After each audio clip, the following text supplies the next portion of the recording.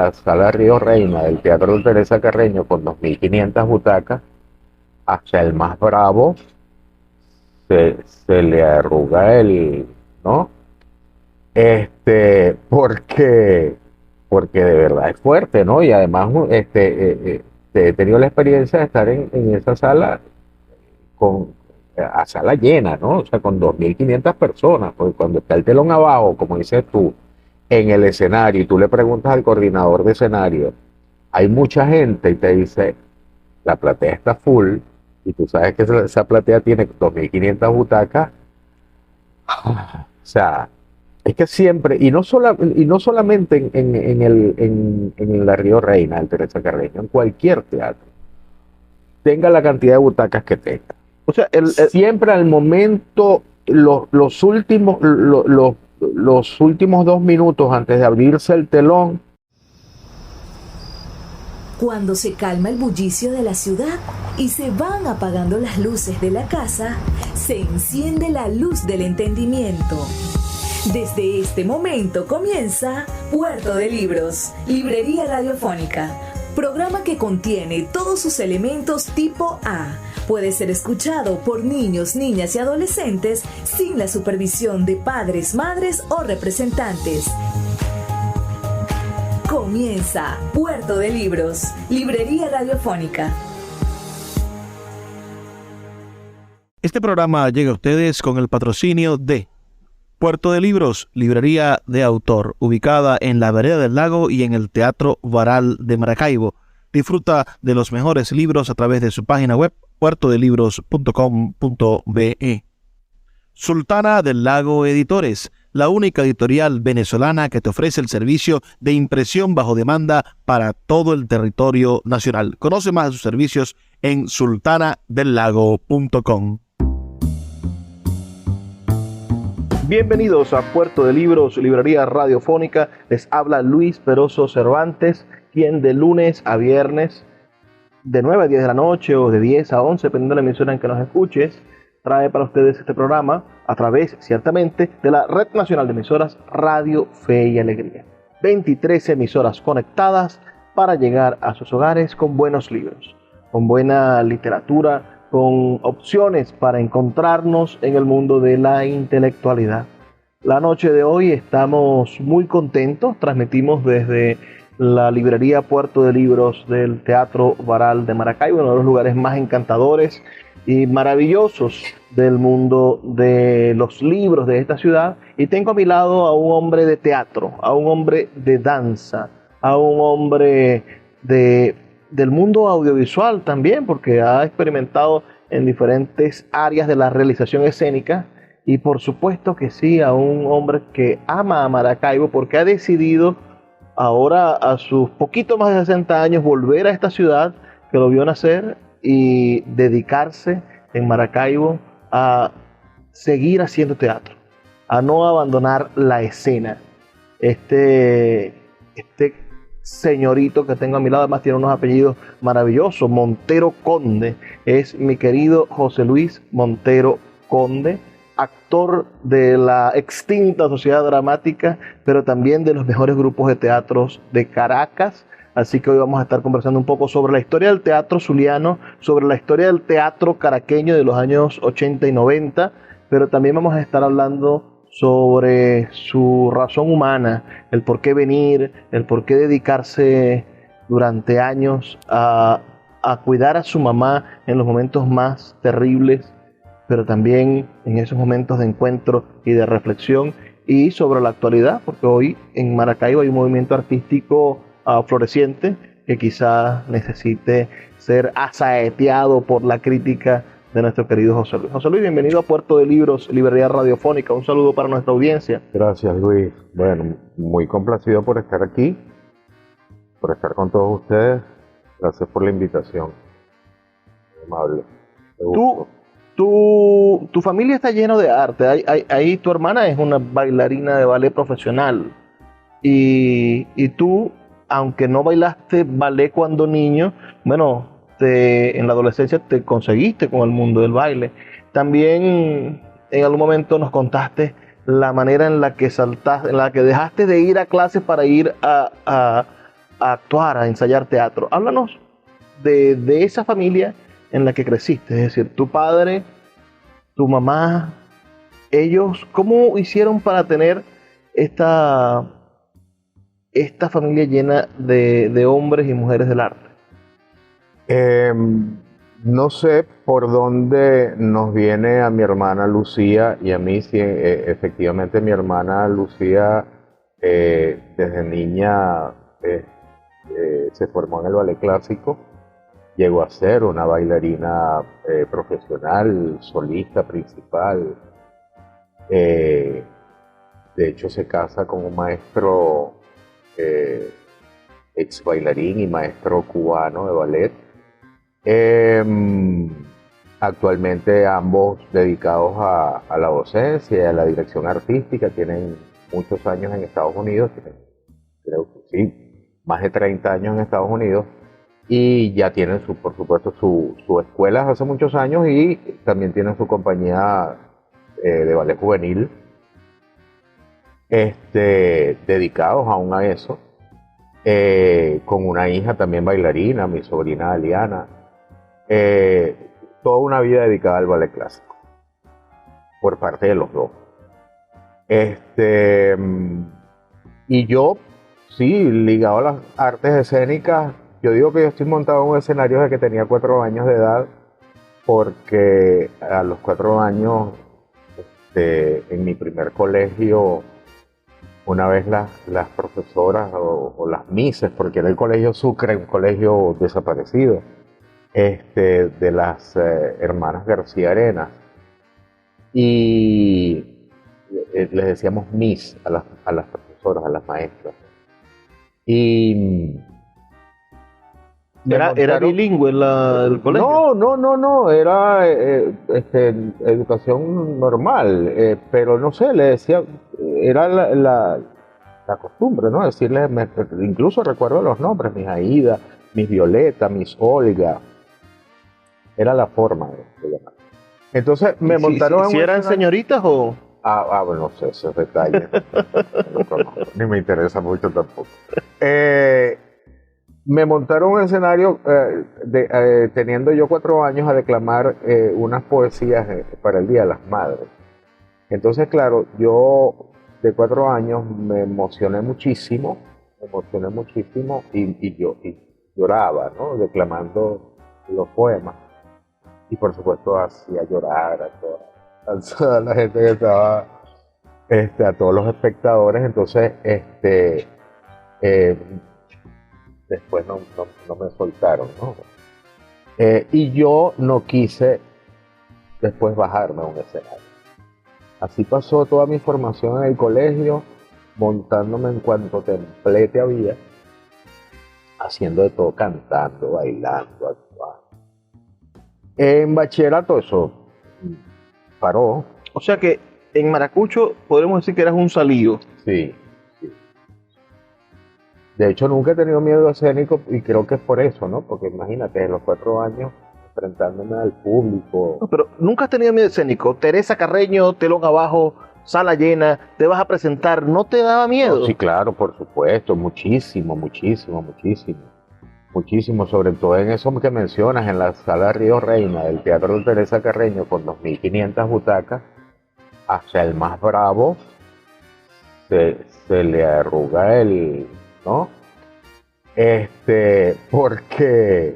Porque de verdad es fuerte, ¿no? Y además he tenido la experiencia de estar en esa sala a sala llena, ¿no? O sea, con 2.500 personas, porque cuando está el telón abajo, como dices tú, en el escenario, y tú le preguntas al coordinador de escenario, hay mucha gente, y te dice, la platea está full, y tú sabes que esa platea tiene 2.500 butacas.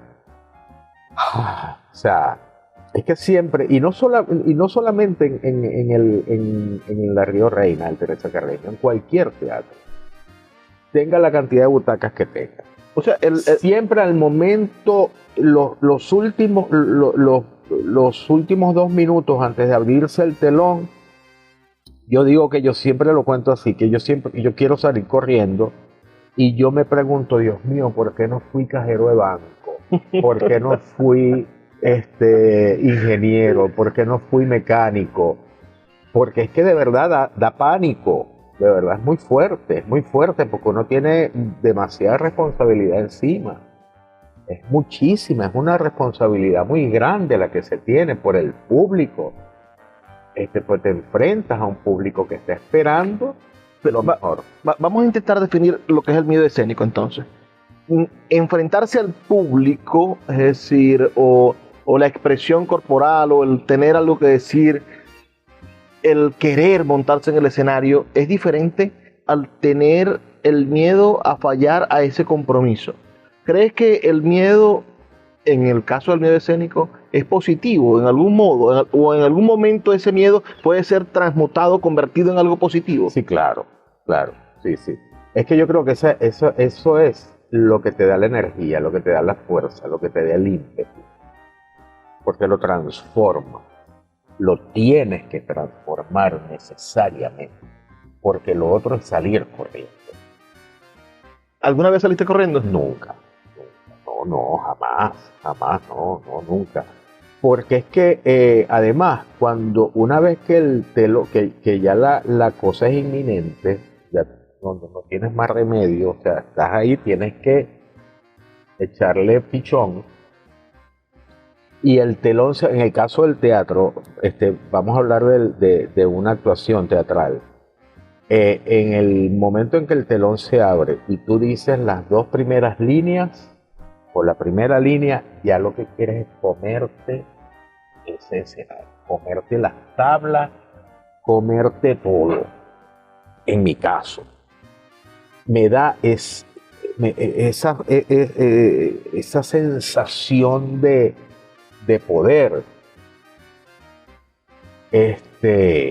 Me siento que domino el escenario, y es muy sabroso. Entonces ahí es cuando viene la parte en que no quieres que la función termine. Genial.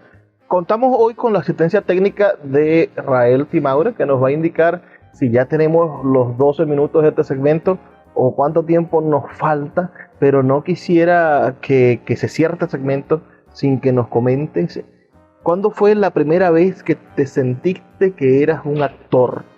Porque venimos con el niño entusiasta de las actividades culturales en general, sí, pero la actuación como oficio, ¿cuándo fue el primer momento que tú dijiste, hoy puedo ser actor, es decir, sí, esto es lo mío? Sí, tú hablaste hace rato, al comienzo, de que yo me escapaba de las clases de la universidad. Fue ahí. Yo estudiaba relaciones industriales, no me preguntes por qué, porque no sé qué hacía yo en relaciones industriales. De todas formas no me fue mal, ¿no? Porque yo llegué al cuarto semestre y llegué con materias eximidas y sin materias aplazadas, o sea, un alumno de buen nivel. Pero tenía dos amigos, un amigo y una amiga, que estaban haciendo teatro. Y entonces un día yo compartía con estos amigos otro medio que tiene que ver con el arte y la cultura, que era un poco la música, un poco la radio, porque estábamos ligados a una emisora de radio. Mi papá también es locutor.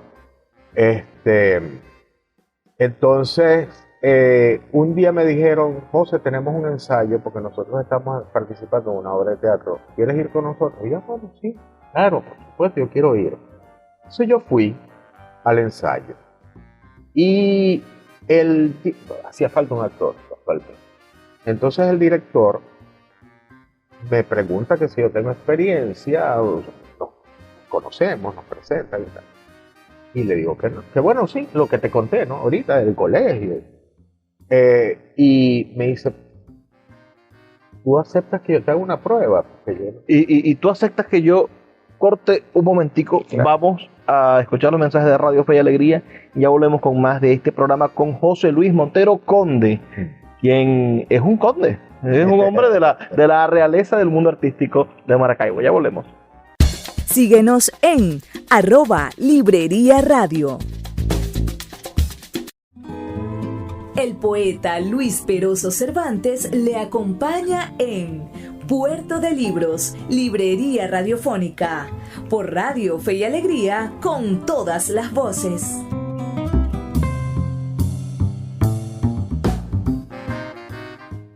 Seguimos en Puerto de Libros, Librería Radiofónica. Interrumpí a nuestro amigo José Luis Montero en el momento en el que un hombre de teatro se le paró de frente y le dijo: deja que te haga una prueba. Sí, Esa es la pesadilla de cualquier madre, que le diga que venga un artista y diga: deja que, ¿quieres probar? sí. Yo creo que mi mamá no, mi mamá siempre le encantó que yo fuera artista. Mi mamá era muy, le encantaba eso. Mi mamá cantaba, no profesionalmente, pero sí tenía una voz muy linda y le encantaba cantar, le gustaba mucho cantar. Era muy musical. Vivía todo el día tarareando una canción o haciéndola con boca chiusa. Entonces, esto de que yo fuera actor y mi hermana bailarina, eso a ella la hacía muy feliz. No digo que mi papá no, pero mi mamá lo disfrutó siempre muchísimo más. Entonces, yo acepto, por supuesto, encantado de la vida, que me prueben. Y cuando yo hago la prueba, aquel hombre me dice: me encanta, tal, ¿por qué no te animas? Tú eres perfecto para el personaje que es el personaje principal, porque ¿Quién era ese la director? pieza era, la pieza se llamaba Los de la Mesa 10, de Osvaldo Veragún, un dramaturgo argentino, y el director era Silvio Beltrán. Un uruguayo. Uruguayo. Paraguayo. Paraguayo, sí.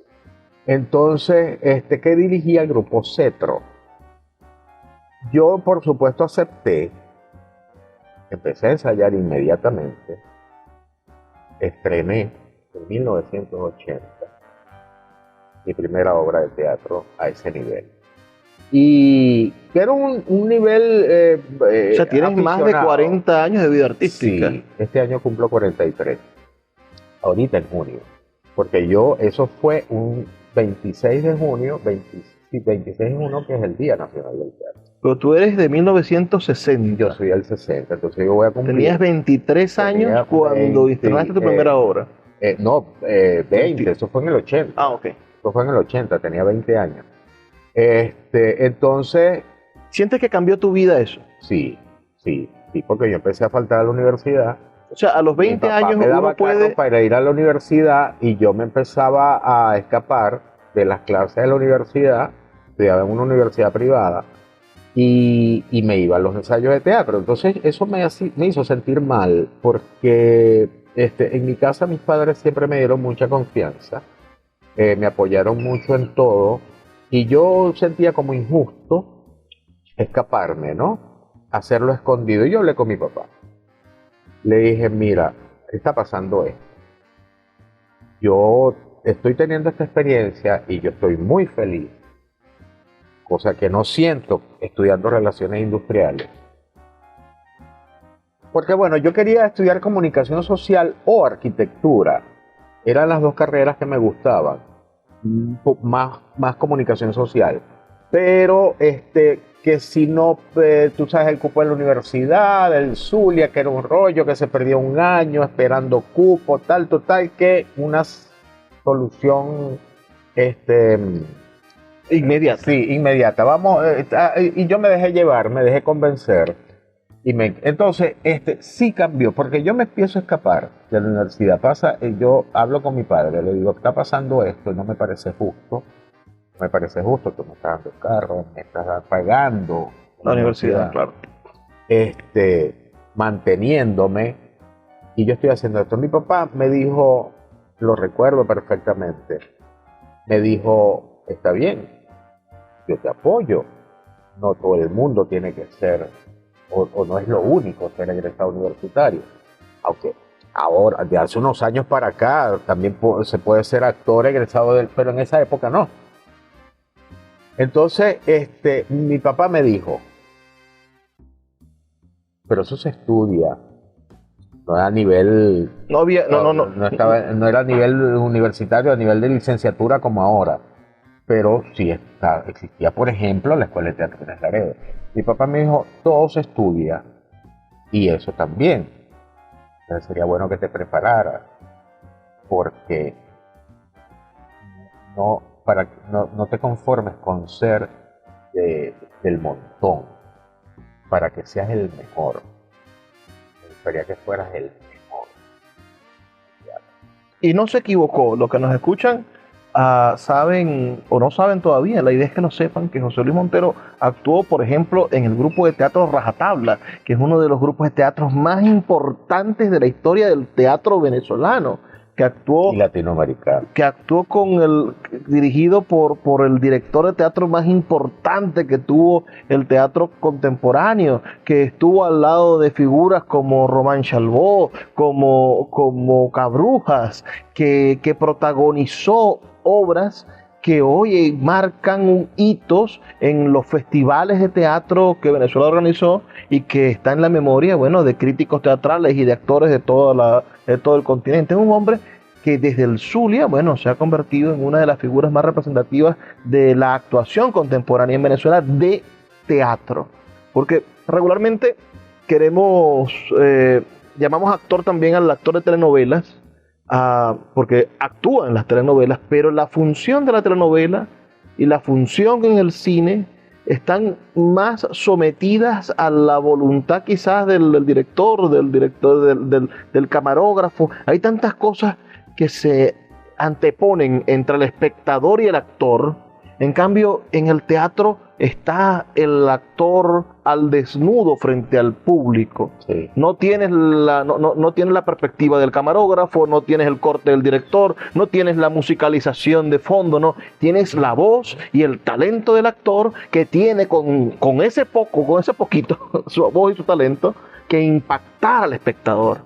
¿Cuándo fue que tú viste una obra de teatro y dijiste, esta obra de teatro, ese es el teatro que yo quiero hacer? ¿Qué grupo de teatro te cambió la forma de ver el teatro?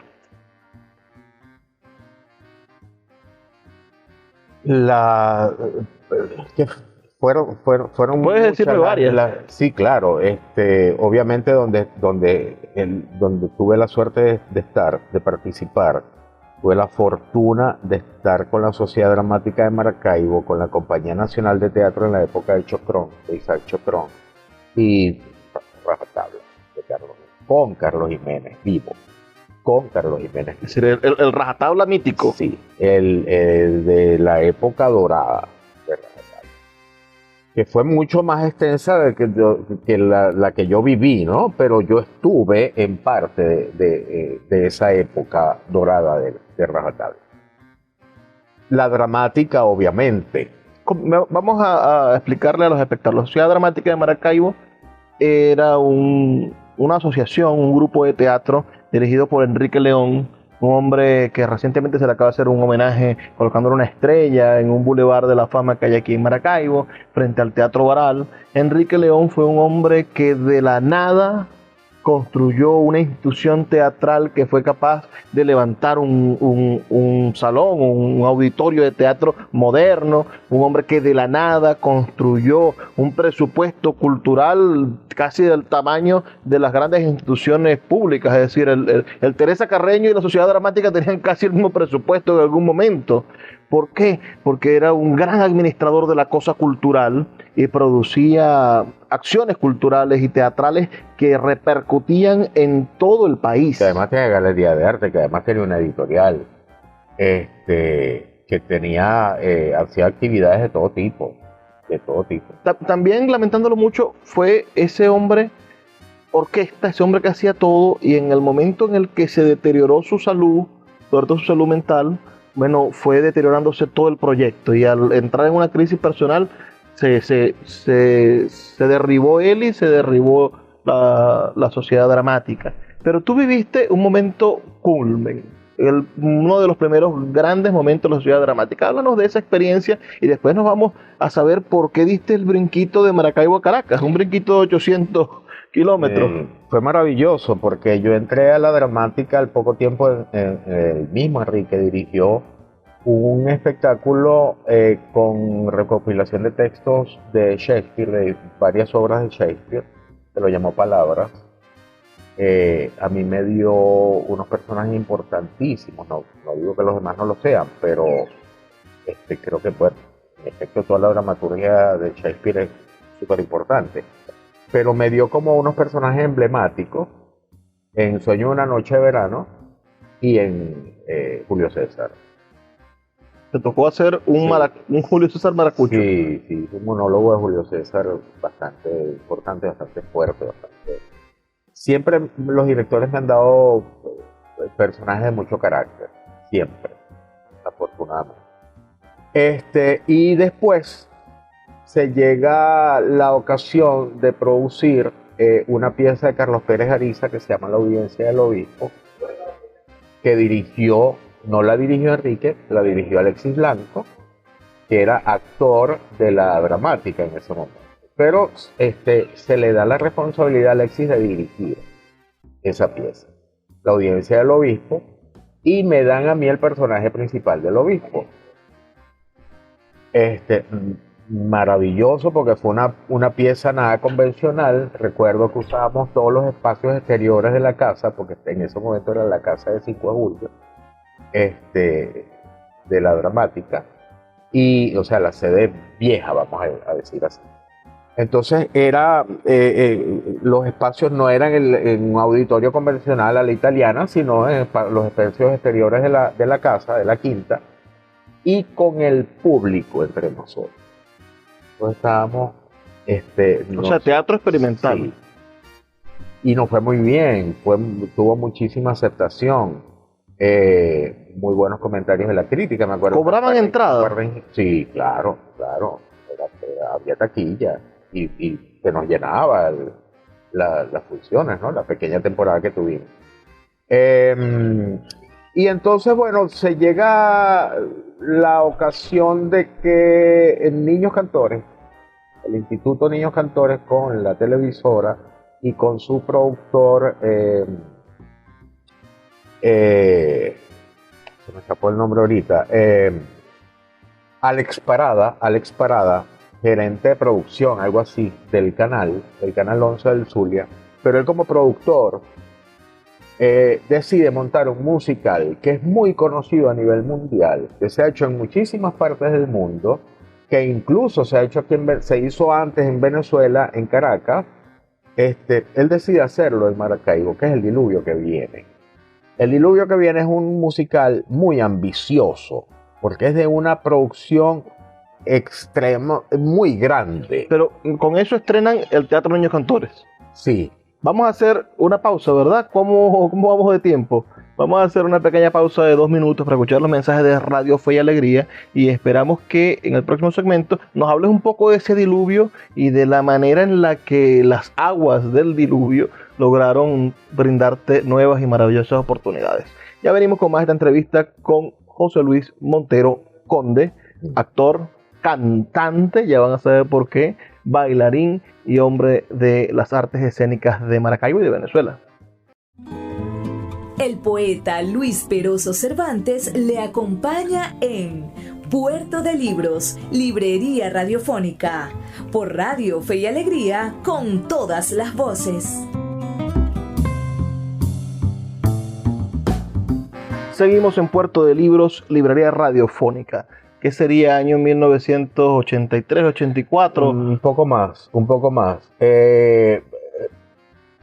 Estábamos haciendo... estábamos hablando del diluvio. Entonces, lo que yo quería poner como ejemplo era la inauguración de un teatro moderno, sí, como es el Teatro de los Niños Cantores. Un teatro de también unos 600 o 700 puestos. No, ¿verdad? Más, sí. Con luminarias modernas, robotizadas, con varios telones, además un escenario gigantesco, más grande que el escenario del Teatro Grado del Bellas Artes. Pero además tenía un sistema hidráulico giratorio, porque el diluvio que viene, en escena, el elenco construye el Arca de Noé en madera de verdad, y eso tiene que girar. Y ya el teatro lo tenía, porque cuando se hizo en Caracas, hubo que adaptarle ese sistema al teatro. El Niños Cantores ya lo tenía. Una cosa modernísima. Como en esos teatros de Broadway, Sí, donde le dan la vuelta y hay otro escenario. Exactamente. Si estás en la Pero sala además y después estás en la calle. el diluvio, la historia, o sea, la pieza dice que eso se tiene que construir, además es al son de una canción. El coreógrafo tiene que crear la coreografía moviendo esas piezas escenográficas y la gente ve, o sea, no es que baja un telón y sube el telón y aparece el arca, no, la gente ve cómo los bailarines y los actores le construíamos esa arca de Noé en escena. Una cosa impresionante, además para la época, 1986-87, eso fue una cosa, mira, tanto impactó aquí, que hicimos temporada como de 2 meses, de miércoles a domingo. 4 funciones a la doble semana. función el sábado y doble función el domingo. O sea, Y 5 siempre funciones a la tuvimos, semana, 6 sí, funciones a la semana. 2, 4, 7.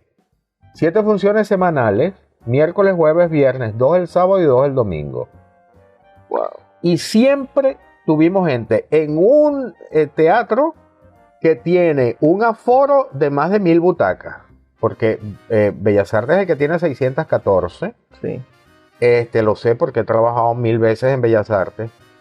Y Niños Cantores tiene más de 1000.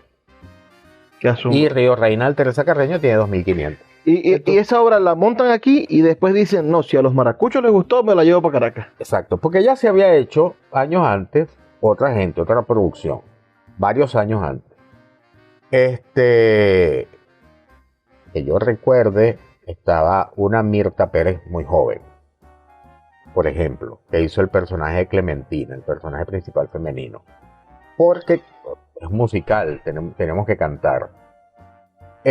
Mirta Pérez estuvo entonces En aquel el diluvio primero. años antes Claro. del mío, que fue, te repito, otra producción, otra dirección, algo totalmente distinto. Yo estuve en esa producción en 1987, que se queda aquí, pero el productor decide llevarse la producción a Caracas, solo la producción, sin el elenco, es decir, vestuario y escenografía. Porque le salía mejor, él iba a alquilar un teatro allá, iba a tener una temporada larga allá, entonces le salía más económico, más rentable Ensayar armar el elenco allá, un elenco nuevo allá, que viviera allá. Y se lleva solo la producción, escenografía y vestuario, y a mí. Que eras como la escenografía del vestuario. Me lleva a mí Alex, el único actor del elenco. ¿Y tú hacías que de Noé? Yo era Toto, un personaje bellísimo, porque los personajes principales eran 4. El cura, una chica del pueblo, la hija del alcalde, Toto, que era el monaguillo, pero que era un ser muy especial porque era un adulto pero con mente de niño, y una mujer de la vida alegre, que es exactamente, un Forrest Gump, y una mujer de la vida alegre que saca a Toto de esa ingenuidad, de esa inocencia, y le hace estallar la sexualidad, y de hecho se casan. Hay una escena de la obra, es el matrimonio de Toto y Consuelo. Entonces, yo me voy, por supuesto, me voy a Caracas cuando termina la temporada ya. O sea, volvemos a ensayar, volvemos a montar la pieza, hacemos la temporada en el Teatro Las Palmas de Caracas. Cuando termina la temporada, yo le digo a Alex, yo me quiero quedar a vivir en Caracas, no quiero volver a Maracay.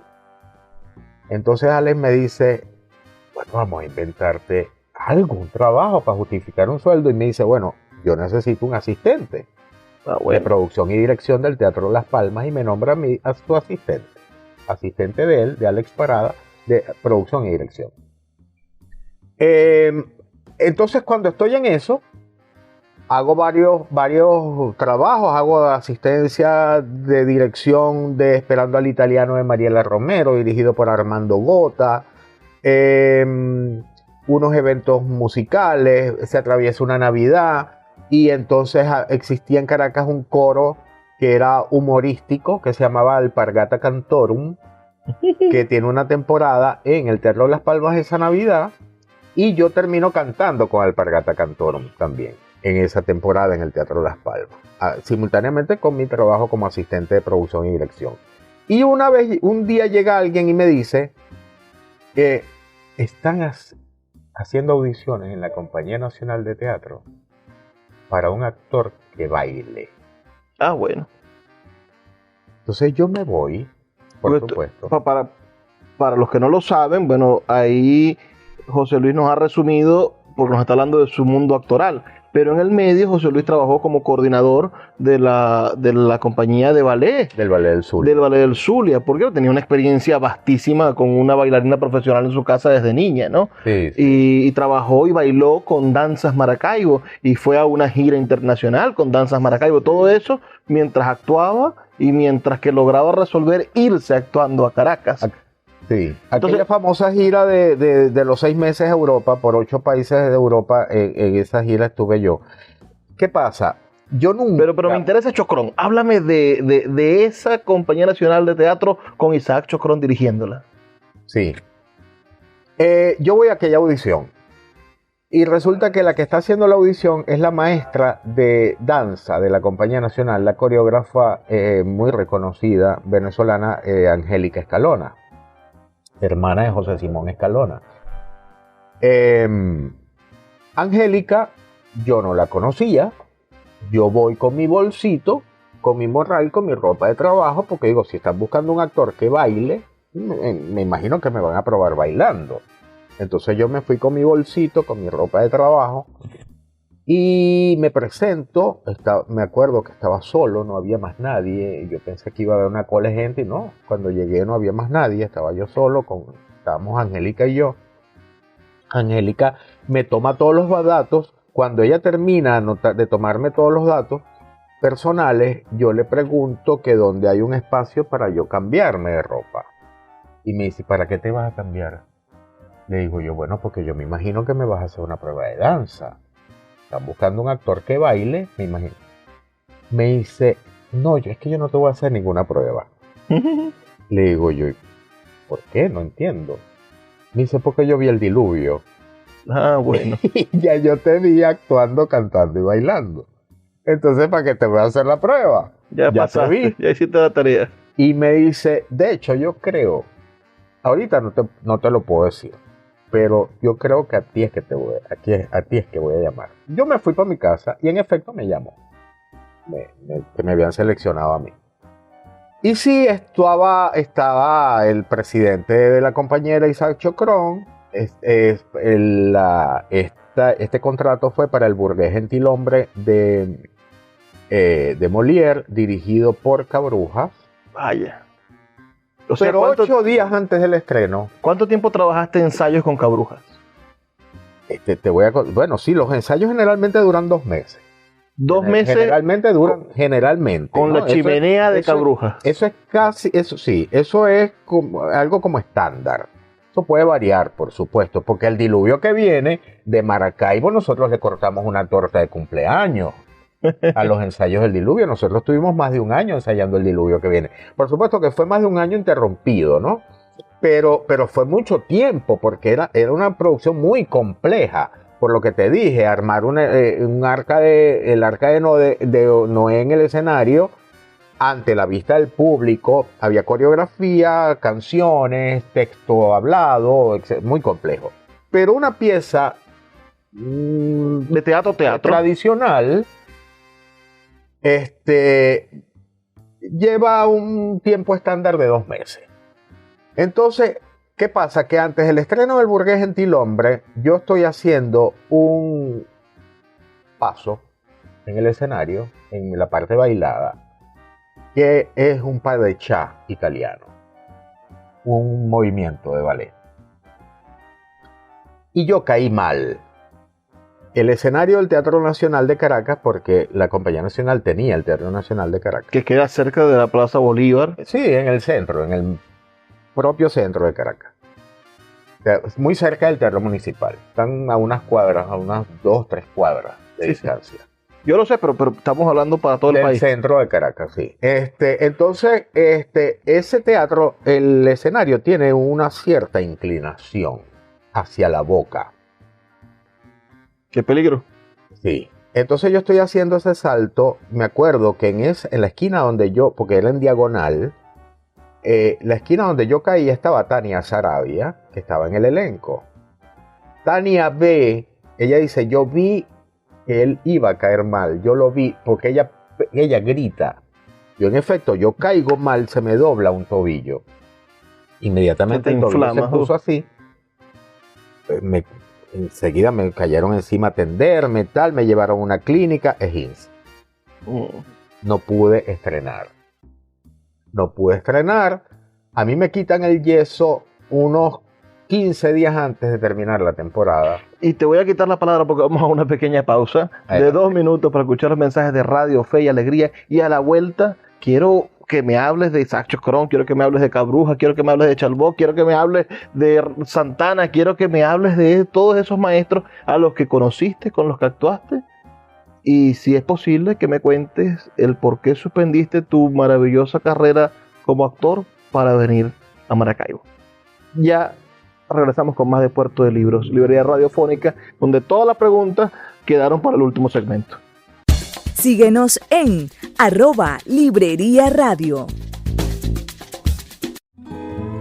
El poeta Luis Peroso Cervantes le acompaña en Puerto de Libros, librería radiofónica, por Radio Fe y Alegría, con todas las voces. Seguimos en Puerto de Libros, librería radiofónica, esta noche con José Luis Montero Conde. José Luis, se te inflamó el tobillo, caíste mal. Hago los últimos 15 días de temporada y me voy a mi casa porque era contrato solamente por la pieza, por el Burgués Gentilhombre. A los días me vuelven a llamar. Me dice, viene un director de España, el maestro Miguel Narros del Teatro Español de Madrid, a dirigir Don Juan Tenorio de Zorrilla. Y hay un personaje que es amigo de Don Juan, pero tiene unas escenas haciendo esgrima, me ponen un maestro de esgrima, pero es una cosa que queremos muy danzada, entonces necesitamos que vuelvo a firmar contrato con la Compañía Nacional. Hago Don Juan Tenorio. Cuando termina Don Juan Tenorio, me acuerdo en los jardines del Teresa Carreño, porque la compañía montaba en los salones de ensayo del Teresa Carreño, la famosa Sala H, y las temporadas eran en el Teatro Nacional. Pero la temporada de ensayo era en el Teresa Carreño, en los salones de ensayo del Teresa Carreño. Me acuerdo que el maestro Chocrón, estamos caminando por ahí y me dice, ¿por qué en vez de estar firmando contrato no te quedas definitivamente con nosotros? Y yo, por supuesto, inmediatamente le dije que sí. Era wow. ¡Qué maravilla! Sí, ¿no? ¿Qué tarde esa o qué mañana esa? Por el propio maestro Chocrón. Entonces me quedo con la Compañía Nacional y hice todo lo que se hizo después. ¿Rajatabla?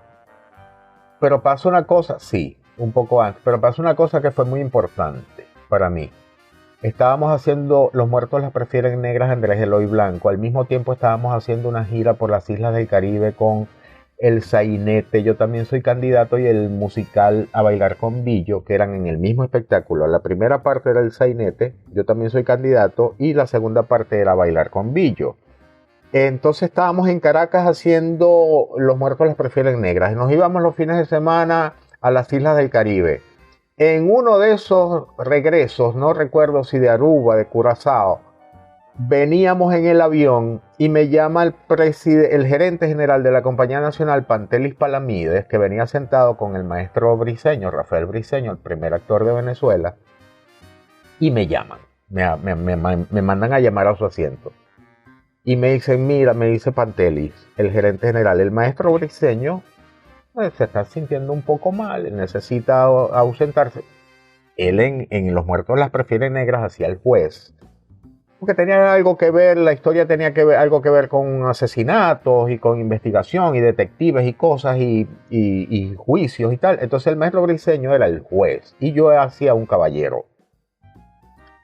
Entonces me dicen, el maestro se va un tiempito, unas semanas a Miami a hacerse unos chequeos médicos y hay que sustituirlo. Y nosotros queremos que el sustituto sea tú. Vaya. Era el primer actor de Venezuela, Claro. Rafael Briceño. Famoso por ese Gómez, ¿no? Yo tendría ya 29 años, 30 años, creo que no había cumplido los 30 años, ¿no? Tenía 29 años, decía, ¿qué hago? O sea, yo voy a sustituir al maestro Briceño, que él tendría ya, no sé, como 70 y algo. Entonces el maestro dice, yo lo pedí. Ah, qué honor. Yo lo pedí porque yo creo que tú eres un actor de carácter y tú me puedes caracterizar muy bien el personaje. Bueno, me lo dieron, yo por supuesto que acepté. Era un reto grandísimo y además muy, muy atractivo. Acepté, me aprendí el personaje en tiempo récord porque había que hacerlo ya. El maestro se iba, por decirte, la semana siguiente a Miami. Yo tenía que estrenar, que montarme en unos días. El maestro ordena que me den su camerino, el camerino número 1 del Teatro Nacional. Él se queda, él espera mi estreno para ir, antes de irse a Miami. Y él mismo te mira, maquilla. te ve, mejor. Me maquilló para mi primera función. El maestro era muy especial conmigo. Entonces, bueno, tengo esa experiencia. Y después viene la coproducción. Ahí aparece Rajatabla. Viene la coproducción entre la Compañía Nacional de Teatro y Rajatabla de Fuente Ovejuna, de Lope de Vega. Había que dividir el elenco. Mitad del elenco Compañía Nacional de Teatro, mitad del elenco Rajatabla. Cuando hacen el reparto del elenco, yo quedo afuera porque era de mayor a menor, claro, de más veteranos a más solo jóvenes. Las estrellas. Y yo estaba prácticamente era de los más nuevos. Cuando se acabaron los personajes, no quedó uno para mí. Así te lo digo. Como en los juegos de pelota, de fulano. Exacto. Laurencia Francis Rueda, que era la primera actriz de la Compañía Nacional, el comendador Alexander Milik, que era de Rajatabla, y así van repartiendo los personajes. No quedó para mí. Entonces, pero yo tenía derecho a un libreto. Y yo tenía derecho a ir a los ensayos. Y yo decidí ir a todos los ensayos. Y leerte el libreto. Y tener mi libreto y ir con lápiz, anotar todo lo que Carlos... Porque Carlos monta en la sala Rajatabla. Y yo iba y me sentaba en la última fila por allá, calladito, y a ver el ensayo y tal. Me acuerdo que mis compañeros, porque yo no fui el único que quedó fuera. Hubo varios que quedaron fuera. Me decían, ¿qué haces tú perdiendo el tiempo yendo para esos ensayos que no tienes personajes, que no te van a dar personajes, que no vas a actuar? Y yo le decía, bueno, para mí no es perder el tiempo. Primero, para mí yo estoy haciendo un taller de teatro. Viendo a Carlos Jiménez dirigir Fuente Ovejuna, para mí es un taller de teatro. Gratis. Y para estar durmiendo en mi casa, pues estoy haciendo el taller. Y hubo un actor que empezó a tener problemas con el personaje. El personaje era el famoso monólogo El Ensangrentado de Fuente Ovejuna, El Mensajero de Ciudad Real se llama, pero es conocido como el monólogo del Ensangrentado. Ese actor empezó a tener problemas con el trabajo, con el personaje. Y Carlos todos los días, que eso no es así, que por ahí no es, que tal. Bueno, empezó a tener problemas como le puede pasar a cualquiera, pues. Es un actor brillante, un actor maravilloso, pero tenía problemas con ese personaje. yo anotaba todo lo que Carlos le decía y yo me iba a mi casa a poner en ensayar. práctica aquello y por supuesto ya yo hacía rato que me sabía el monólogo. O sea, una planificación para serruchar el puesto No. al compañero de trabajo. No, yo es que siempre he escuchado desde que estaba en la escuela de teatro que bueno, que uno tiene que tener pilas, pues, y no es que tú le vayas a serruchar el puesto a nadie, sino que es que puede pasar cualquier cosa. Pero confieso lo que Puede pasar tenías incluso. 3 papeles listos. Puede pasar incluso un accidente. Claro, claro. Entonces hay que resolver, porque hay que estrenar. Entonces un director dice, ¿quién se sabe esta vaina? Aquí estoy. Entonces sale el que se lo sabe. Yo me lo sé. Ah, bueno, este salva la temporada, o este salva el estreno, o este salva la función. Porque hubo alguien que se lo supo, que se lo aprendió. Siempre yo escuché eso, que había que hacerlo. Y yo, eso fue lo que hice. Es que yo ni siquiera conocía a esa persona. Porque Claro. este actor era Así de duele menos. Rajatabla. Era de Rajatabla. Así duele menos cuando no lo conoces. Exacto. Entonces, en los ensayos, cuando Carlos daba una pausa para descansar, yo estoy conversando, ya había hecho algunas amistades con algunos integrantes de Rajatabla, pero yo le tenía pánico a Carlos Jiménez. ¿Ah? A mí Carlos Jiménez se me paraba cerca y a mí me temblaban las piernas, porque yo de verdad que el tipo me intimidaba. El tipo tenía una personalidad impresionante. Arrolladora, que intimidaba. Y yo no escapaba de eso, ¿no? De esa reacción. O sea, el tipo de verdad que ¡wow! Yo estoy conversando con 2 compañeros de Rajatabla y ellos empiezan a comentar del problema de este actor. Cónchale, qué lástima que fulano que no da con el personaje, pobrecito, qué tal. Y yo les comento, yo me lo sé. ¿Me lo sabe? Sí. Pero dile a Carlos. No, yo no me atrevo. Yo no me atrevo a hacer eso. No puedo. Entonces, casualmente, porque me dicen, a Carlos le gusta la gente atrevida. Digo, bueno, pero yo no me atrevo. A eso no. Yo me he atrevido en mi vida a muchas cosas. A 1000 cosas y me seguiré atreviendo. Pero, porque yo soy muy atrevido. Pero es que Carlos de verdad que me frenaba. Era un dictador en el escenario. Pero es que no es tanto eso. No, eso, ahí hay mucho mito. Ahí hay mucho mito. Se habla de que Carlos maltrataba y eso es absolutamente falso. Yo nunca vi a Carlos maltratar a nadie. Eso es absolutamente falso. Todo lo contrario. Yo vi a Carlos ayudar a mucha gente. Yo vi a Carlos inventar personajes en una apuesta para ayudar a actores que necesitaban trabajar. Y lo vi hacer eso varias veces. Pero aparte de eso, de otras muchas maneras. ¿Cómo se enteró Carlos Jiménez que te sabías el personaje? Que él se acerca a saludar y estos veteranos le dicen, Carlos, él se sabe así. Y Carlos me miró de pies a cabeza, me escaneó, ¿no? Me miró de pies a cabeza y me dijo, ¿así? Le dije, sí, maestro, yo me lo sé. Muy bien. Mañana lo hace en el ensayo. Yo me fui a mi casa, yo no dormí, por supuesto. Al día siguiente estaba tempranísimo, bueno, siempre llegaba temprano, pero ese día llegué como más Media hora temprano antes. que nunca, muy nervioso, pero a la vez muy seguro. Es que esa combinación de lo que hablabas ahorita, esa combinación de emociones entre los nervios, entre el miedo y la seguridad de que te va a salir, de que estás preparado, de que tienes el toro agarrado por los cachos, y entonces el ensayo comenzó normal como todos los días, lo volvió a hacer este actor. Él, cuando el actor termina, él para el ensayo y dice, aquí está José Luis Montero. Por supuesto todo el mundo se miró, pues nadie entendía. Yo estaba en el mismo en la rincón. última fila por allá en el Palomar y digo, sí maestro, aquí estoy. Bueno, él para el ensayo, da 5 minutos.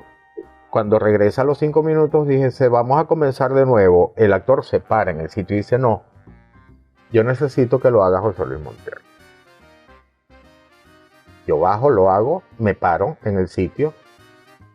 Recuerdo que 2 soldados que estaban parados aquí a cada lado, que yo no eran mis amigos porque también eran de rajatabla, pero apenas los estaba conociendo, me dicen, si se te va el texto, me dice uno de ellos, si se te va el texto me haces señas y yo te soplo. Virgen. Y le digo, gracias, pana, pero no se me va a oír el texto. Yo me paro en el sitio, empieza el ensayo, llega el momento del monólogo y yo largo el monólogo. No se me olvidó nada, ni una letra, ni una coma, nada. Apliqué las observaciones que Carlos le hacía a este actor.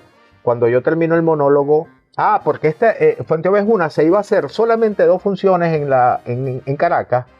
Era un caso especial, extraordinario, porque no se iba a hacer temporada en Caracas al principio, sino solo 2 funciones en la Ana Julia Rojas del Ateneo, para irse al Festival de Spoleto en Italia y luego al Festival de México, Festival Internacional de Ciudad de México. Entonces, cuando yo termino el monólogo, Carlos vuelve a parar el ensayo, sale de la sala y me dice, sígame. Yo lo sigo y cuando estamos en el hall del edificio Rajatabla... Qué miedo, ¿no? Sí, mucho miedo, mucho miedo. Porque imagino que eso no lo hacía. Miedo, eso era muy raro, que parar el ensayo se saliera. Sí. En medio ensayo. Yo estaba muy asustado. Y me dice, ¿usted tiene pasaporte? Y le digo yo, sí, maestro. Me dice, felicitaciones, usted se va a Italia. El personaje es suyo. Lo felicito. ¡Wow! Que todavía me emociona. ¿Cómo tomó? Dio las órdenes de que buscaran un fotógrafo que me hiciera una sesión de fotos porque había que enviar la información a Italia para que yo saliera en el programa, hermano, porque fax. Claro, por en la época, ¿no? Que me buscaran vestuario para la sesión de fotos, que tal que yo hiciera, redactara rápido una biografía, un resumen curricular para que apareciera en el programa de mano en Spoleto. Total que yo me fui. Y estrené en Caracas esas 2 funciones, nos fuimos a Italia, al Festival de Spoleto. Cuando regresamos de Spoleto, descansamos unos días, como una semana, para irnos a México. Y yo me voy a Spoleto como actor de la Compañía Nacional. Claro, eso es lo que te iba a preguntar. Yo era actor de la Compañía Nacional. ¿Cómo toma la Compañía Nacional? No, muy bien, porque era un actor de la Compañía Nacional que se había ganado el personaje. Claro.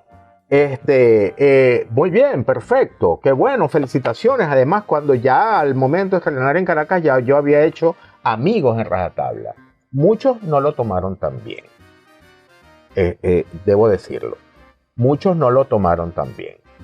Hay unos que al principio me hicieron guerrita, que ahora son mis grandes amigos. Claro. Por ejemplo, la secretaria privada de Carlos Jiménez, Gladys Aparicio, que es mi hermana del alma, la china Aparicio, la bruja, también le decimos bruja.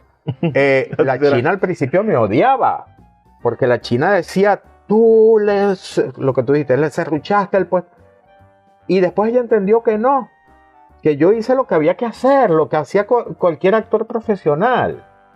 Y que lo la que había que hacer ambición... para salvar el espectáculo. Entonces, cuando regresamos de Italia, que yo te digo, yo voy a Italia como actor de la Compañía Nacional, regreso y me pasó algo similar que lo hecho Cron. Carlos, caminando los dos del edificio Rajatabla al Teresa Carreño, esa pasarela que hay entre Rajatabla y el Teresa Carreño, me dice, ¿cuánto ganas tú en la Compañía Nacional?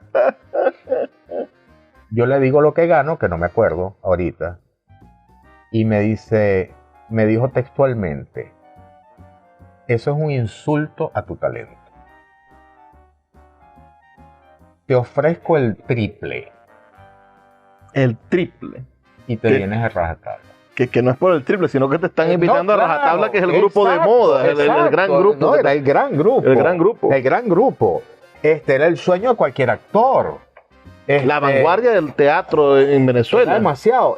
Y es verdad, no era por el dinero, no era por lo que iba a ganar, era coño, iba a ser actor de Rajatabla. Y la oportunidad de viajar con el Rajatabla por el mundo. Actor del elenco estable. No era actor invitado, no era actor contratado, era actor del elenco estable, de nómina. Estaba en la nómina de Rajatabla. Entonces, eso fue viernes, me acuerdo. Y me dice, eso sí, hoy haces la carta de renuncia, hoy la llevas a la compañía y hoy me traes la copia firmada por la Compañía Nacional.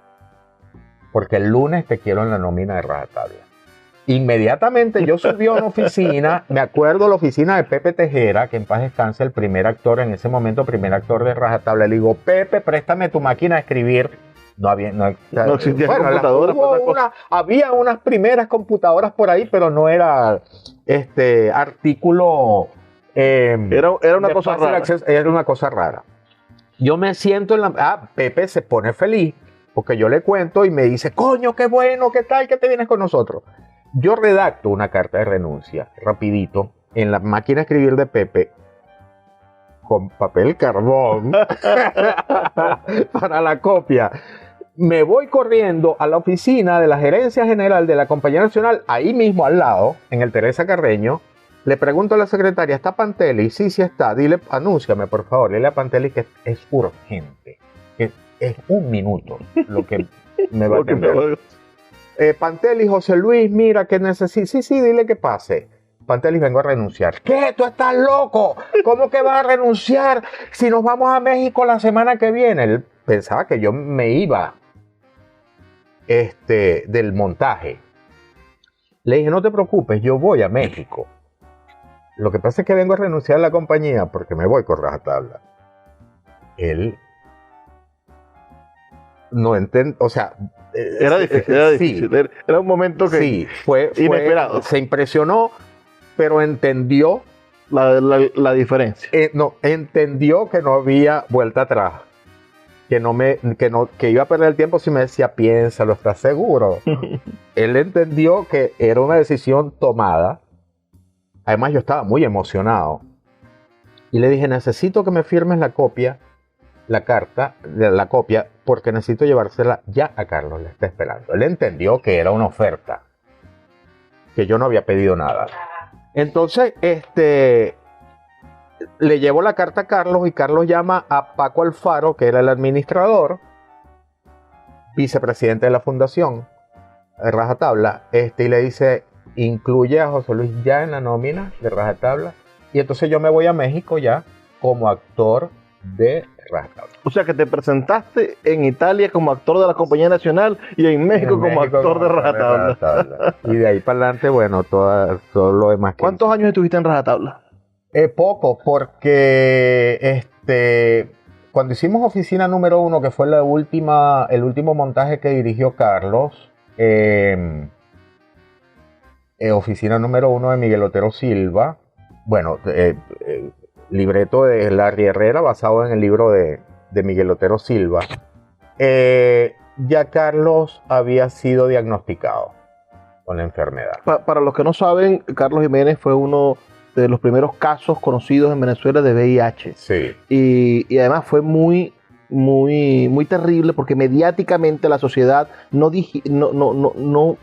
supo entender que era una afectación del cual las personas no son responsables. Tú no eres responsable de enfermarte de nada. Claro. Y el Rajatabla, que estaba en el culmen de su fama, que era el grupo de teatro que el gobierno de algún modo financiaba, y Carlos Jiménez había creado un proyecto maravilloso que era el sistema de teatro, el sistema juvenil de teatro, un proyecto inspirado muy parecido en el sistema de orquestas. Esto cayó muy mal y hubo gente maliciosa que trabajó para que Rajatabla fuese afectado, para que el sistema juvenil de teatro fuese afectado, para que algo que nadie tiene la culpa, que es enfermarse, bueno, fuese un motivo de desprecio y de descrédito para un hombre como fue Carlos Jiménez. Que tanto le dio al teatro venezolano, porque no solo fue Rajatabla. Carlos creó muchísimas instituciones en beneficio del artista venezolano, del actor venezolano, del dramaturgo, del director. Creó el Centro de Investigación, creó el Centro de Directores para el Nuevo Teatro, creó junto al maestro Abreu el Sistema de Teatros Nacionales Juveniles de Venezuela, del cual yo fui gerente del Núcleo Zulia. creó el Taller Nacional de Teatro, que era la escuela de formación de rajatabla. El Festival Internacional de Teatro, uno de los más importantes del mundo. Ciertamente. Del mundo. Venían los mejores grupos de teatro de los 5 continentes. Claro, claro. Y Rajatabla llegó a ser de las compañías la compañía más internacional de Venezuela. La compañía más internacional de Venezuela. Yo con Rajatabla fui a Corea del Sur. Yo llegué hasta Corea del Sur con Rajatabla. Tú tienes una anécdota que nos contaste algún día en casa sobre la muerte de Carlos Jiménez. Me gustaría que la contaras aquí en el programa. Cuando hice oficina, cuando terminé oficina número 1, Carlos tiene una recaída, lo hospitalizan, pero en esa época la directora del Centro de Bellas Artes de Maracaibo era Lina Bengoechea. Lina siempre iba a los estrenos de Rajatabla en Caracas. Y ella en los cócteles, después de los estrenos, me decía, yo algún día te voy a invitar a Maracaibo, a que hagas algo con nosotros. Porque eres zuliano, porque me gusta tu trabajo, etc. Entonces, se llega a la celebración, creo que los 40 años del Centro de Bellas Artes, no sé si del Centro o del Teatro, porque son 2 celebraciones diferentes. Primero, por supuesto, se crea el Centro de Bellas Artes y después el Teatro de Bellas Artes. Entonces son dos fechas diferentes. Entonces, creo que era los 40 años del Centro. Lina diseña una serie de actividades, pero la principal, el plato fuerte, era el montaje de Bodas de Sangre de García Lorca, dirigido por una directora teatral croata, que estaba instalada aquí en Maracaibo desde hacía un tiempo, Neni del Mestre. Entonces Lina me llama y me dice que ella quiere que yo haga el personaje de Leonardo en Bodas de Sangre y le pide a Rajatabla formalmente, pues yo, como te dije, era actor de nómina, le pide formalmente y a Rajatabla me da el permiso con la condición de que siempre aparezca actor invitado a la Fundación Rajatabla. Y yo me vengo. Pero cuando yo ya me vengo a Maracaibo a comenzar ese montaje, ya Carlos está hospitalizado y yo me voy a despedir de él. Fue muy triste porque estaba la idea errónea de que los pacientes con VIH no se les podía tocar, no se les podía besar, no se les podía acercar, no se les podía abrazar, cosa que es absolutamente falso. Entonces fue muy triste porque Carlos con tapabocas, yo con tapabocas, casi que me ponen una bata, casi que me ponen... Y no me dejaban que me acercara a él. Yo le cuento, Carlos, mira, me voy a Maracaibo, voy a hacer Bodas de Sangre. Qué bueno, qué tal, que me alegra mucho. Y no nos pudimos dar un abrazo. Y yo, bueno, me tocó venirme así, los dos a punto de llorar. O creo que lo hicimos, se nos salieron las lágrimas de no poderlo abrazar, no poderle darle un beso a Carlos. Bueno, me vengo y la noche del estreno, nosotros estrenamos el 26 de junio también, el Día Nacional del Teatro, o el Internacional, creo que fue el Internacional en marzo. 23 de marzo. Claro, porque Carlos muere en marzo, ¿no? El día siguiente. Nosotros estrenamos el Día Internacional del Teatro. Después del estreno hubo un cóctel, yo me tomo unos tragos, como es normal. Cuando llego a mi casa le digo a mi mamá, mami, quiero dormir y mañana me quiero levantar lo más tarde que pueda. Porque bueno, me tomé unos tragos y además para descansar la voz, porque en la noche tengo función. Entonces, que nadie, si alguien me llama, di que yo estoy durmiendo, que no quiero que me despierte. A las 6 de la mañana me despierta mi mamá. José. Mami, por favor, ¿qué tal? Te llama Lina Bengoechea. Lina Bengoechea a las 6 de la mañana. Agarró el teléfono y me dice, José, Carlos acaba de morir. Eso fue, ya había amanecido al día siguiente, o sea que él muere el día después El día 24 de marzo. Ajá. Entonces, bueno, yo, ¿qué te voy a contar de lo que sentí? Terminé la temporada y yo llamo a rajatabla y le digo a Paco, el que era vicepresidente, que queda como presidente de rajatabla y que a la vez era administrador. Le digo, Paco, yo no me siento de verdad en condiciones de volver. Yo no quiero volver a Caracas, yo no quiero volver al edificio rajatabla por ahora. Yo necesito un tiempito en Maracaibo. Yo quiero que tú me des un permiso, así sea no remunerado, pero yo no me siento anímicamente en condiciones de volver a Caracas y mucho menos al edificio. Entonces Paco me dice que me tome el tiempo que yo quiera. Cuando estoy en esto, yo voy a una actividad en aquel auditorio de Banco Mara, donde se hacían muchas actividades culturales. Y me acuerdo que voy un martes que siempre había algo especial. Y me consigo, por casualidad, con Pilar Romero, que era de la Junta Directiva de Rajatabla, una maravillosa actriz y dramaturga, Pilar Romero, que era, te repito, de la Junta Directiva de Rajatabla, y cuando a la muerte de Carlos, ella queda de presidenta del Sistema de Teatros Nacionales Juveniles de Venezuela.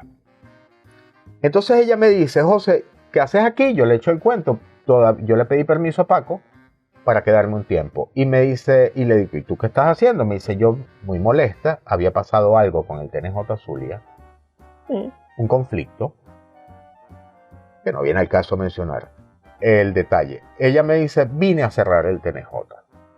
Estoy muy molesta por cosas que han pasado. Pero ya que te veo, si tú lo aceptas, yo no lo cierro. Vaya, qué oportunidad. Ella sabía que yo había tenido una experiencia a nivel gerencial. Como tú mencionaste ahorita, yo había sido varios años coordinador general del Ballet del Zulia y de la compañía Danzarte de Maracaibo. Donde también al mismo tiempo, pero lo que pasa es que no te conté que, bueno, no es que te voy a contar, sino que yo nunca pensé que iba a ser bailarín. Yo siempre estudié danza y estudié canto como complemento a mi oficio de actor, porque yo pienso que el actor debe tener nociones de danza y nociones de canto, no para ser cantante ni grabar un disco, sino para el manejo de la voz. Y estudiar danza, no para ser bailarín, sino para tener dominio del cuerpo. Y por eso yo estudié danza y estudié canto. Pero me fue bien y de hecho le dediqué varios años de mi vida a la danza. Y de hecho viví de eso. Viví de la danza. Pero esa no era mi idea. Bueno, entonces Pilar me dice, piénsalo. Yo estoy hospedada en el hotel tal. Mañana te invito a desayunar. En el desayuno me das la respuesta.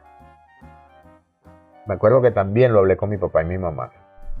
Ellos me dijeron, ¿tienes la experiencia a nivel gerencial con el ballet?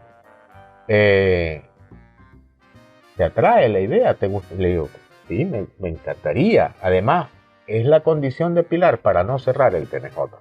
Y yo creo que como actor zuliano, como artista zuliano, yo tengo una cuota de responsabilidad. Yo debo hacer algo 20 actores que tenían un salario para no cerrar. Y lo que significaba, o sea, una conexión con el proyecto nacional, claro. Por supuesto. Entonces acepté. Continuar la memoria de Carlos Jiménez. Me quedé, creo que fueron 2 años. Pero a los 2 años me llama RCTV. Y yo no había hecho televisión. Y yo quería tener la experiencia de la televisión. Que no es lo que más me gusta, es verdad, pero quería tener la experiencia. ¿Quién te dirigió en televisión? En televisión me dirigió, bueno, mucha gente. Me dirigió Renato Gutiérrez, me dirigió Legario Barrera, que es un maravilloso director de cine. Pero actué, por ejemplo, bajo la pluma de Julio César Mármol, en 2 personajes bellísimos, importantísimos que me regaló. En Marius, un personaje hermosísimo que se llamó Hermágoras Montiel, un maracucho, que en la versión original, porque Marius fue el remake de La Mujer Sin Rostro, era un portugués, y él lo cambia a maracucho cuando me da el personaje a mí, y quiso que yo lo hiciera maracucho. De hecho, el nombre de Hermágoras Montiel lo propuse yo. Porque en la original se llamaba Joao algo. Claro. Joao. ¿Y qué algo. otra? ¿Y qué otra? Entonces, y después seguidamente viene Carísima, me dio también un personaje muy importante en Carísima, se llamaba Javier. El personaje de mucho carácter, un personaje muy fuerte. Total, yo hice 10 novelas en RCTV, 10 telenovelas. Luego me consigo por otras vías. ¿Pagaba bien la televisión? La televisión paga muy bien. De hecho, yo creo que esa es una razón por la que uno acepta porque es que es lo que prostituirse mejor de esa paga. manera. Sí, es verdad, es que yo lo digo. Yo me prostituí porque yo hice algo que no quería hacer por dinero. ¿Ves? ¿Cómo te consigues con Chalbaud? Yo hice ese personaje importantísimo de la historia de la Revolución Francesa, Maximilien de Robespierre, en un montaje ¿Con rajatabla? de Contrajuego, el grupo de teatro Contrajuego dirigido por Orlando Arocha, maravilloso director. Yo hago Robespierre, que es un actor de carácter, un asesino, un tipo que se vuelve loco, imagino, en el escenario, sí, finalmente. Sí. Un personaje también muy fuerte. Es que a mí me persiguen los personajes así, cosa que agradezco.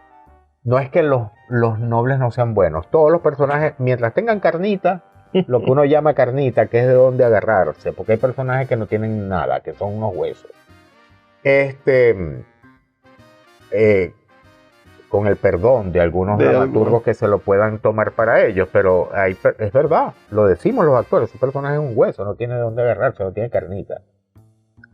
Pero a mí siempre me han dado personajes como muy fuertes, muy fuertes. Yo una vez le dije a Chalbaud, le dije, Román, dame algo más suavecito, porque es que la gente me va a odiar. Y me dijo, no, es que tú eres un gran actor de carácter y eres muy bueno en esos personajes. Bueno, entonces yo estoy haciendo Robespierre y en mi camerino una noche me dice un compañero, me dice, José Luis, anoche vino a ver la función Román Chalbaud. Ay, ¿qué dijo? No, le encantó, me dice mi compañero, le encantó, pero se fue enamorado de ti. Pero tú protagonizabas. Claro, yo hacía Robespierre. Y la obra se llamaba Robespierre. No, era la muerte de Danton, que es el personaje que el Némesis, claro. Ajá. Entonces, pero el personaje de Robespierre te imaginarás, ¿no? No, es que si se llama la muerte. Si se llama la muerte de Danton, el que lo mata es Robespierre. Claro. Entonces, él me hace ese comentario y me dice, él se fue enamorado de ti tanto que me dejó encargado de que te diera su teléfono, que lo llames. Me da un papelito con el teléfono del maestro. Yo no lo llamé esa noche porque salí tarde del teatro. Al día siguiente, también esa noche fue Román Chalbaud me pidió que lo llamara. Yo lo llamo en la mañana. Maestro, le habla José Luis Montero, el actor que hace Robespierre, que usted vio en la función, no me dejó terminar. Hijo, y me dice así, ¿dónde estabas que yo no te conocía? Le dije, bueno, maestro, yo no sé, yo fui actor de la Compañía Nacional de Teatro, pero usted ya había dirigido, él había dirigido ya. La Compañía Nacional de Teatro trabajaba con directores artísticos invitados. O sea, el director general, el presidente era Chocrón, pero a nivel gerencial. Él invitaba a directores para dirigir los montajes. Y Román había dirigido un montaje en la Compañía Nacional, pero antes de entrar yo. Entonces él no me conoció en la Compañía Nacional. Entonces él me dijo eso, que dónde estaba yo, que él no me conocía. Y bueno, me dice, yo estoy en este momento haciendo una telenovela de Rodolfo Santana. Imagínate, Santana. Y hay un personaje... que es un dramaturgo extraordinario. Sí, extraordinario, maravilloso. Hay un personaje que es muy importante porque es el villano, es el antagonista, la contrapartida del protagonista. Y me habla claro, se lo ofrecimos a Simón Pestana. Pero en ese momento Simón estaba por la alcaldía de Baruta. Era candidato a la alcaldía de Baruta. ¿Qué sería? ¿Qué año? 2002. Entonces se lo ofrecimos a Simón, pero Simón está full con la candidatura a la alcaldía y lamentablemente nos dijo que no podía, por cuestiones de tiempo. Pero yo te vi anoche. Ya eras un actor de 42 años. Ya sí, exacto. Me dice, pero yo te vi haciendo Robespierre y dije que tú tenías que hacer ese personaje que originalmente iba a ser para Simón. Y él me lo da, el personaje, y yo lo acepto, hago esa telenovela con ese personaje, también un villano horrible. ¿Qué telenovela? ¿Perdón? ¿Qué telenovela? La telenovela se llamó Amores de Barrio Adentro. Eso lo hizo una productora independiente que se la vende a Venezolana de Televisión. La hizo, me acuerdo que la productora independiente se llamaba El Círculo de Tiza. ¿Todavía ganas regalías por entonces, las telenovelas? No, las telenovelas no pagan. Pagan cuando se venden al exterior. Cuando se retransmiten en Venezuela, no. No sé por qué cosa extraña. ¿No te han pagado jamás regalías de las telenovelas? Sí, porque RCTV vende muchísimo al exterior. Entonces yo muchas veces me llevé unas sorpresitas en la cuenta del banco. Muchas veces. Y yo decía, ¿y esto? O me llamaban del canal, mira, revisa la cuenta porque la novela se vendió en Corea, en todo sitio. Y entonces a uno le pagaban. Sí. Muchas veces en RCTV recibí royalty, se llama. Royalty. Entonces Román, cuando me ve haciendo esto, que me dice, ¿tú no te has ganado un premio por ese personaje Robespierre? Le dije, bueno, maestro, hasta ahora no. Me dijo, te lo vas a ganar. Me dijo, si en este país hay justicia, tú te tienes que ganar un premio por ese personaje. Me dice Román, a los días, yo estoy llegando al Ateneo para ir a mi camerino, a prepararme para hacer función, y me espera un compañero del elenco, está parado un compañero del elenco, y me dice, felicitaciones, José, y me abre los brazos, ¿no? Le digo, ¿por qué? Que yo sepa, yo no estoy cumpliendo año hoy. Me dice, ¿qué? ¿No sabes? Le digo, ¿qué? Me dice, chamo, te ganaste el premio municipal de teatro como mejor actor por Robespierre. Inmediatamente yo me acuerdo de Román. Y agarro el teléfono y lo llamo. Ya en ese momento yo le decía a Román, ¿no? Y lo trataba de tú. Román, me gané el municipal de teatro como mejor actor por Robespierre. Me dijo, te lo dije que te tenías que ganar un premio. Entonces, bueno, hago la novela. Cuando estoy haciendo la novela, me dice, está escribiendo Luis Brito García, está escribiendo una película. Y ya tú tienes tu personaje. Se llama fulano de tal. Es un general, en la película es Zamora. Es el general que se enfrenta a Zamora en la batalla de Santa Inés. Por supuesto, un general realista. Me lo da haciendo la novela, me da ese personaje en la película. Y cuando terminamos la película, él decide montar una obra de teatro de un dramaturgo franco-argelino que se llama Emanuel Robles, que es estudioso de Bolívar, un estudioso franco-argelino, estudioso de Bolívar, que escribe una pieza que se llama Montserrat, sobre un oficial realista, pero que protege a Bolívar. Ese es el Montserrat. Pero hay el coronel realista también, que es el que busca a Bolívar para matarlo. Y por supuesto, ¿cuál me iba a dar Román a mí? El malo. Entonces hacemos Montserrat para teatro, con muchísimo éxito. Estrenamos en la Río Reina al Teresa Carreño con la platea full. Y luego hicimos una gira nacional con la que vengo al Bellas Artes. Pero ya yo me había montado en la Río Reina con rajatabla, porque había dirigido Carlos un montaje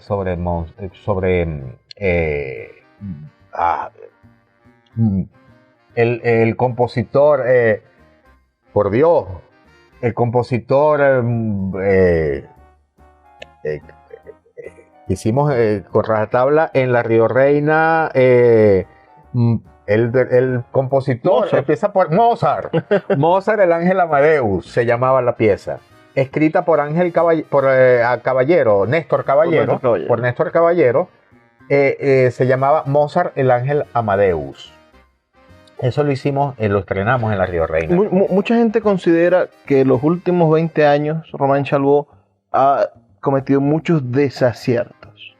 Que desde que se ligó al chavismo, bueno, perdió un sentido crítico que era fundamental para su estética, que después de que dirigió el golpe, bueno, no ha logrado cuajar, no ha logrado continuar su estela de éxitos. ¿Qué opinión te merece esa afiliación política de Román que es tan extraña? Me parece extraña porque, bueno... Es extraño, pero es que no voy a juzgar. No lo puedo juzgar. No lo puedo juzgar, no quiero... Bueno, la gente dirá que como los españoles que no me quiero mojar, pero... como dicen los españoles que no me quiero mojar. Pero es que no creo que sea justo, Luis. Porque es que Román ha hecho mucho más que eso. Claro, es decir, yo amo Pandemonium. Me parece una obra maestra. Y es posible que lo que la gente comenta es posible, pero es que es un ser humano, por Dios. Y bueno, no está exento de equivocarse. Y además, es un señor que, como también dicen los españoles, que tiene su edad. Pero ante todo es un maestro. Yo a Román lo quiero muchísimo, lo amo profundamente. Le estoy muy agradecido, pero es que no es por agradecimiento solamente. Es porque es maravilloso. Yo he compartido mucho con Román. Y Román es un hombre que tiene tanto que aportar, tanto que dar, que ha perdido, que perdió perspectiva, que es posible. Claro que es posible. Pero por eso lo vamos a juzgar o le vamos a atacar. O sea, yo creo que no es justo. Claro, la gente quiere meter a la política además, en todo. Exacto. Es una obsesión con el temita, ¿no? Hay una obsesión con el temita. Yo soy muy crítico. Pero es que hay cosas que yo creo que no se deben manchar. Que no se deben ensuciar. O sea, le perdonamos a Román Chalbaud que sea chavista. Es que yo creo que... O sea, ¿quién soy yo? Yo puedo emitir una opinión como venezolano que además me ha afectado en mucho a mi oficio y a mis colegas y al ambiente en general del teatro, de las artes. Por supuesto que nos ha afectado muchísimo. Y yo soy muy crítico. Pero es que en el tema de una persona en particular, en este caso de Román, es que no quiero como que tocar a Román con eso. Vamos a cerrar. ¿Qué estabas haciendo cuando dejaste todo para venir a cuidar a tu mamá?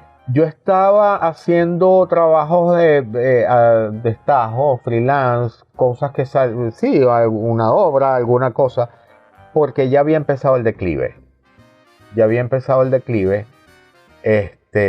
Que nadie puede negar, que es obvio, es evidente, que se ha profundizado más. Pero no es que me faltaba trabajo, ¿ah? Lo que pasa es que yo empiezo mi mamá a presentar los primeros síntomas del Alzheimer. Mis hermanas me empiezan a comunicar las inquietudes. Mira, a mi mamá le está pasando esto. Yo empiezo a viajar. Paso como 6 meses yendo y viniendo precisamente porque estaba trabajando. Entonces yo agarraba un avión, venía cuando estaba libre, pero entonces cuando me llamaban, José, mira que hay que hacer esto, que estaba haciendo unas películas con Román, estaba haciendo una obra de teatro con Robinsky. Y entonces iba y venía. A los 6 meses yo dije, mis viejos estaban solos en la casa. Estaban mis hermanas aquí, pero cada una en su casa, pendientes y todo, pero cada una en su hogar, con su familia. Los viejos solos, no podían seguir solos. Además que yo por mi mamá toda la vida he sentido algo súper fuerte y súper especial. Hemos tenido una relación maravillosa, toda la vida la tuvimos. Y entonces yo quise asumirlo. Yo quise asumir el caso de mi mamá y decido dejarlo todo y traerme mi mudanza. Me dedico 10 años a... Ayer vi un video de una señora con Alzheimer que está hablando con su hija. Inevitablemente cuando lo vi me conmoví, pensé en ti y te lo envié. Te dije, y después tú despertaste diciéndome, coño, ¿por qué me envías esa vaina? Sí, porque me toca la tecla. Claro, pero a mí me toca la tecla gracias a conocer tu historia. Sentí que te lo daba porque te lo enviaba precisamente porque me recordaba el heroísmo tuyo de estar 10 años en una lucha perdida contra la memoria, porque sabes que el Alzheimer avanza, no retrocede. Sí. Entonces, hoy, tú tienes 63 años, vas a cumplir 62, vas a cumplir 63 en octubre. Y vamos a hacer una fiesta. Ojalá. Pero 10 años de tu vida con ese proceso tan doloroso que es ver al ser que uno más ama, que es la madre, deshacerse casi que en las manos. Sí. ¿Qué aprendiste de eso, José Luis? Eso me dio mucha fortaleza, me hizo más fuerte, me abatió muchísimas veces llegué a sentir que no podía más, que simplemente las fuerzas no me daban. Yo bajé 10 kilos. Yo rebajé 10 kilos porque es que era muy fuerte, es un trabajo físico muy fuerte, muy agotador. Mi mamá se puso bastante gordita porque nunca dejó de comer, comía muy bien. Pero entonces al mismo tiempo dejó de perder su movilidad, sus facultades. Ella llegó a ser un bebé grande que no me ayudaba en nada porque no podía, no estaba en ella. Ella simplemente masticaba, tragaba los alimentos y dormía. Ella no hacía más nada. Ella dejó de ver, dejó de mover sus manos. Por eso yo tenía que darle la comida, tenía que bañarla, tenía que vestirla, tenía que acostarla, levantarla, sentarla. Entonces eso era un peso muerto para mí. Ella se puso bastante gorda. Está el agotamiento de todo tipo, mental, anímico, te sientes vulnerable, te desesperas a veces yo me largaba a llorar porque es que no aguantaba más, no podía más. Tenía el apoyo de mi hermana, sobre todo de una de mis hermanas que estaba aquí, porque es que la bailarina ella tiene, como te dije, más de 30 años fuera, ¿no? En Estados Unidos. Una de ellas, la mayor de las que estaba aquí, también se fue a Chile, y aquí me quedó una sola hermana, pero tenía su casa, que nunca nos descuidó, siempre estaba pendiente. Y de hecho me hacía el quita los fines de semana, bueno, una noche a la semana, porque yo también fui muy celoso con mi mamá, entonces también me costaba dejarla. A veces mi hermana me decía, José, déjame, que yo sé cuidar a mi mamá también, y yo también porque yo me puse muy celoso, muy posesivo. No sabía delegar. Entonces, también tuve enfermera, es verdad, hay que decir, yo también tuve enfermeras que me ayudaron, pero te digo, a mí me costaba delegar, me costaba dejar a mi mamá, dejárselo a los demás, me costó mucho, quería hacerlo todo yo, pero al mismo tiempo lo disfruté, y la gente dirá, este está loco, sí lo disfruté amarla, tenerla para mí. Le di muchísimo amor a mi mamá, le di muchísimo, la consentí mucho, la abracé, la besé mucho, le dije mucho que la quería, le cantaba sus canciones que más le gustaban, y lo sabía porque cuando le cantaba sus canciones ella se sonreía. Y una vez un ex compañero de la Compañía Nacional de Teatro me escribió y me dijo una frase muy hermosa que a mí se me grabó, y de hecho yo la comparto después con la gente, con los cuidadores que he conocido ahora. después de lo mío, que me decía mi amigo, dile que la quieres hasta que te quedes sin voz y bésala hasta que te duelan los labios. Y cuando Marcelo me compartió eso, yo le dije, yo tengo años en eso. Yo tengo años besando a mi mamá tanto y diciéndole tanto que la amo, tantas veces al día, que le dije yo a mi mamá que la amaba, tantas veces al día que la besé, que la abracé, que la acaricié, que le canté canciones, que le di su alimento, que a mí me quedó una paz inmensa. Yo le decía a mi hermana, nosotros vamos a poder dormir muy tranquilos y muy felices cuando mami no esté. Y dormimos tranquilos y felices y tenemos mucha paz porque la quisimos mucho y la tratamos como una reina. Entonces me quedó un poco la paciencia, hay que tener paciencia, mucha paciencia. Fortaleza, ahora me siento más fuerte, me siento capaz de cualquier cosa. Yo había tenido ya la experiencia porque unos años antes, a finales de los 90, mi mejor amiga enfermó de cáncer y murió. Y yo también cuidé de mi amiga, pero mi amiga duró un año. Pero yo me hice cargo de mi amiga, más que su familia. Desde el día 1 hasta que la enterré. Digo más que su familia, no porque su familia no quisiera, sino porque mi amiga quería que lo hiciera yo y se puso también muy consentida conmigo, ¿no? Muy malcriada conmigo. Y yo quise hacerlo. Y su familia, le agradezco que me dejó, me lo permitió. Y con mi mamá, bueno, eso, lo que te acabo de decir. Entonces yo me siento mucho más fuerte como persona, como hombre, como ser humano. Y yo creo que después de eso yo soy capaz de echarle piernas a lo que salga. 62 años tiene mi amigo José Luis Montero Conde, actor de carácter, que recientemente ha estrenado Agua de Colonia. Los invito a que entren en mi página web y vean la crítica que escribí sobre esa obra maravillosa, donde José Luis despunta como un actor fundamental para nuestra escena. Vienen muchos proyectos, está trabajando con el teatro, con el ballet del Teatro Teresa Carreño en el Zulia. Sí, otra vez como coordinador general del ballet Teresa Carreño aquí en el Zulia. El Teresa Carreño crea un programa de sedes regionales del ballet Teresa Carreño en algunas ciudades del país, en el estado de Nueva Esparta, en el estado Lara, en el estado Yaracuy, en Chacao, el municipio de Chacao de Caracas. O sea, está la sede principal en el municipio Libertador, el Teatro Teresa Carreño de siempre, de toda la vida, y una sede en el municipio de Chacao.